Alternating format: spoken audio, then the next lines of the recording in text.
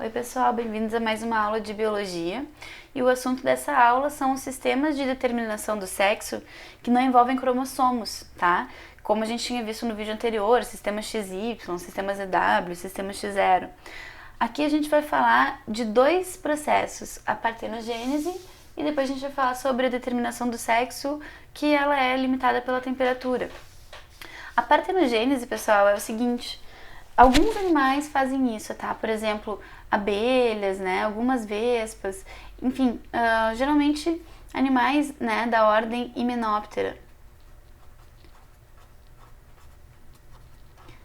O que acontece nesses casos, pessoal? A fêmea, ela coloca óvulos, certo?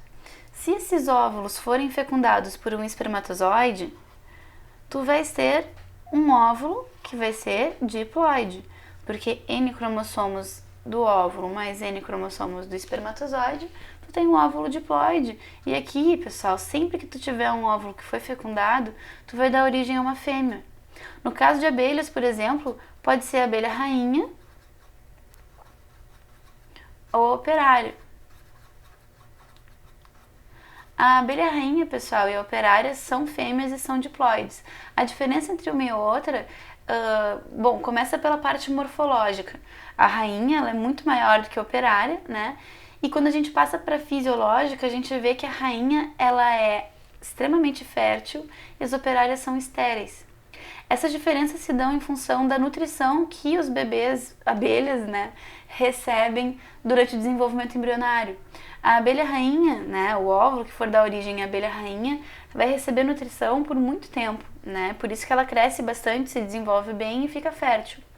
Já as operárias, elas vão receber esses nutrientes durante um curto período do desenvolvimento embrionário. Em função disso, elas vão ter uma biomassa menor, né?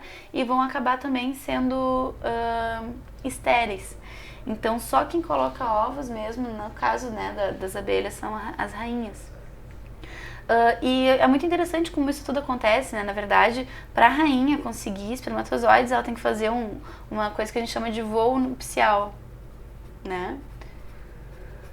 E aí o que acontece? No voo nupcial, ela se encontra com o zangão e ela, né, fazem a cópula e ela armazena uma grande quantidade de espermatozoides em uma estrutura chamada espermateca, que ela tem dentro do corpo dela, né? Então, com o passar do tempo, ela vai produzindo óvulos e vai fecundando ele com aqueles espermatozoides que ela coletou na ocasião lá do voo nupcial. Quando acabam os espermatozoides, ela continua colocando óvulos haploides, certo? Só que não tem mais espermatozoides. E aí, pessoal, acontece a partenogênese. Partenogênese. Nesse caso aqui, o óvulo sozinho se desenvolve por mitoses em um macho. Ou seja, o macho, que é o zangão, ele é haploide, porque ele foi fruto do desenvolvimento de apenas um gameta, certo? Então, nesse caso aqui, das abelhas, né, das formigas, enfim, a gente vai ter machos haploides e fêmeas que são diploides, certo? Então, não tem nada a ver com formato de cromossomo, como é o caso do ZW, como é o caso do XY, né? E a ausência de cromossomos sexuais. Aqui, no caso, a diferença do sistema X0 para partenogênese é que no sistema X0, que a gente tinha visto antes, apenas o cromossomo sexual que era sozinho, no caso do macho, né? Que daí só o cromossomo sexual tinha apenas um representante no caso de machos. Aqui não. Aqui, no caso da partenogênese, a gente vai ter apenas um conjunto cromossômico, tanto para cromossomos autossômicos quanto para cromossomos sexuais. Então aqui o cara vai ser completamente haploide, não só em relação ao cromossomo sexual como era antes. Aqui ele era diploide para os cromossomos autossômicos e apenas para o cromossomo sexual ele era haploide, certo? E a fêmea era diploide para as duas coisas. Bom, temperatura, pessoal, é algo que pode determinar o sexo em répteis. A grande maioria dos répteis. Principalmente em répteis do tipo quelônios e os crocodilianos.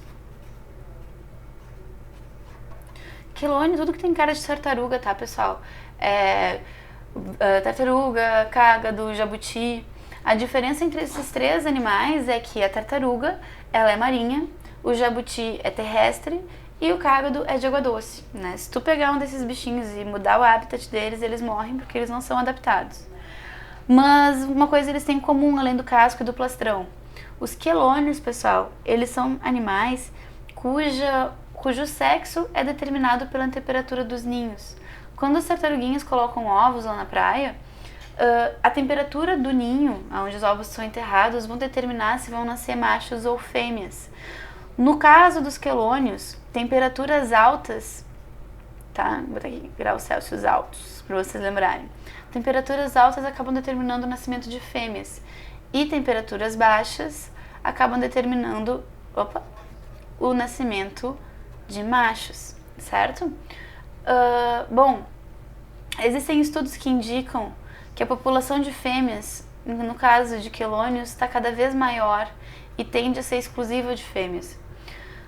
A culpa disso é de um fenômeno chamado aquecimento global. O aquecimento global é um fenômeno de aquecimento da atmosfera e do globo como um todo, mas não só, pessoal, da atmosfera. A gente aquece também o oceano e a gente aquece também o solo, tá? E junto com o aquecimento do solo, a gente aquece os ninhos.